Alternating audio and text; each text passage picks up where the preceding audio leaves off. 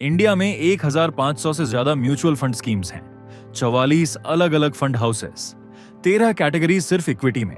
एक बिगिनर को देखकर ही घबराहट होती है। कौन सा फंड लूं, क्या देखूं? गलती हो गई तो आज मैं तुम्हें एक सिंपल फ्रेमवर्क दूंगा जिससे तुम खुद बिना किसी एडवाइजर के एक अच्छा म्यूचुअल फंड चूज कर सको। स्टेप 1, पहले अपना गोल डिफाइन करो। फंड चूज करने से पहले एक सवाल, ये पैसा कितने साल बाद चाहिए? 5 साल से कम डेट फंड या हाइब्रिड फंड, 5 से 10 साल लार्ज कैप या फ्लेक्सी कैप, 10 साल से ज्यादा equity fund, mid cap, small cap भी कंसिडर कर सकते हो। गोल के बिना फंड चूज करना बिना डेस्टिनेशन के गाड़ी चलाने जैसा है। स्टेप 2, फंड कैटेगरीज समझो। सेबी ने म्यूचुअल फंड्स को कैटेगरीज में बांटा है। बिगिनर्स के लिए सबसे relevant large cap fund India की टॉप 100 कंपनीज में इन्वेस्ट करता है, रिलेटिवली स्टेबल, कम risk. Flexi cap fund large, mid, small कहीं भी इन्वेस्ट कर सकता है। फंड मैनेजर डिसाइड करता है, डाइवर्सिफिकेशन अच्छा होता है। इंडेक्स फंड निफ्टी 50 या सेंसेक्स को फॉलो करता है। पैसिव, लो कॉस्ट, बिगिनर्स के लिए excellent starting point. Mid cap और स्मॉल कैप, ज्यादा रिटर्न्स की पॉसिबिलिटी लेकिन ज्यादा रिस्क भी। कम से कम 7 से 10 साल का होराइजन होना चाहिए। ELSS टैक्स सेविंग 80C के अंतर्गत, 3 साल का लॉक इन, इक्विटी रिटर्न्स के साथ टैक्स बेनिफिट। बिगिनर हो तो शुरुआत करो इंडेक्स फंड या लार्ज कैप से। Simple, stable, proven. Step 3, expense ratio. देखो, एक्सपेंस रेशियो वो फी है जो फंड हाउस तुमसे हर साल लेता है। एक्टिवली मैनेज्ड फंड्स रफली 0.5 से 1.5%, इंडेक्स फंड्स 0.04 से 0.20%। ये छोटा लगता है लेकिन लॉन्ग टर्म में बड़ा फर्क पड़ता है। एक एग्जांपल, 10,000 रुपये पर मंथ SIP 20 साल, 12% रिटर्न डायरेक्ट प्लान में रफली 99 लाख, 11% रिटर्न रेगुलर प्लान में रफली 86 लाख। सिर्फ 1% फी के फर्क से 13 लाख का नुकसान।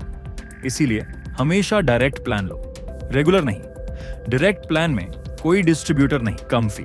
Grow, Zerodha Coin, Kuvera, इन प्लेटफॉर्म्स पर डायरेक्ट प्लान मिलता है। अभी रुको, क्योंकि अगली बात सबसे ज्यादा लोग इग्नोर करते हैं। स्टेप 4, NAV देखकर फंड मत चुनो। बहुत लोग सोचते हैं जिसका NAV कम है वो सस्ता है, वो बेटर है। ये गलत है।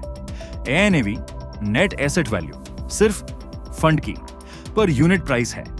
कम NAV का मतलब सस्ता नहीं, ज्यादा NAV का मतलब महंगा नहीं। जो मैटर करता है वो है फंड का परफॉर्मेंस, और उसके लिए देखो CAGR 3 साल, 5 साल, 10 साल। NAV देखकर फंड मत चुनो, परफॉर्मेंस और एक्सपेंस रेशियो देखो। स्टेप 5, पास्ट परफॉर्मेंस को ब्लाइंडली मत मानो। हर म्यूचुअल फंड पर लिखा होता है, past performance is not indicative of future returns. ये सिर्फ डिस्क्लेमर नहीं है, ये सच है। पिछले साल जिस फंड ने 40% दिया, जरूरी नहीं कि इस साल भी वही दे। इसलिए कम से कम 5 साल का कंसिस्टेंट परफॉर्मेंस देखो, सिर्फ 1 साल का नहीं। और बेंचमार्क से कंपेयर करो। अगर फंड निफ्टी 50 से कम रिटर्न दे रहा है कंसिस्टेंटली, तो वो फंड किस काम का? स्टेप 6, बहुत ज्यादा फंड्स मत लो। एक कॉमन गलती, 10 अलग अलग फंड्स में इन्वेस्ट करना। इससे डाइवर्सिफिकेशन नहीं होता, इससे कंफ्यूजन होता है। बिगिनर्स के लिए 1 से 3 फंड्स काफी हैं। शुरू करो एक इंडेक्स फंड, एक लार्ज कैप या फ्लेक्सी कैप, बस। कंसिस्टेंट रहो, हर महीने SIP करते रहो। एक क्विक चेकलिस्ट, फंड चूज करने से पहले ये 4 चीजें चेक करो। गोल, कितने साल बाद पैसा चाहिए? एक्सपेंस रेशियो 0.5% से कम है। 5 साल का CAGR बेंचमार्क से बेटर है। डायरेक्ट प्लान है, रेगुलर नहीं। अगर ये 4 चेक हो गए तो तुमने एक अच्छा फंड चूज किया। Mutual fund investments market risk के सब्जेक्ट हैं। किसी स्पेसिफिक फंड को यह वीडियो रिकमेंड नहीं कर रहा।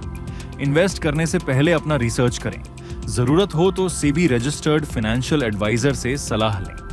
अगले वीडियो में क्रेडिट स्कोर क्या होता है, कैसे बढ़ाएं और क्यों ये आपकी फाइनेंशियल लाइफ में सबसे इंपॉर्टेंट नंबर है। अभी सब्सक्राइब करो, बेल आइकॉन दबाओ और ये वीडियो उस दोस्त को भेजो जो मंथ से सोच रहा है कौन सा फंड लूं, उसे बताओ अब डिसीजन लेने का टाइम आ गया।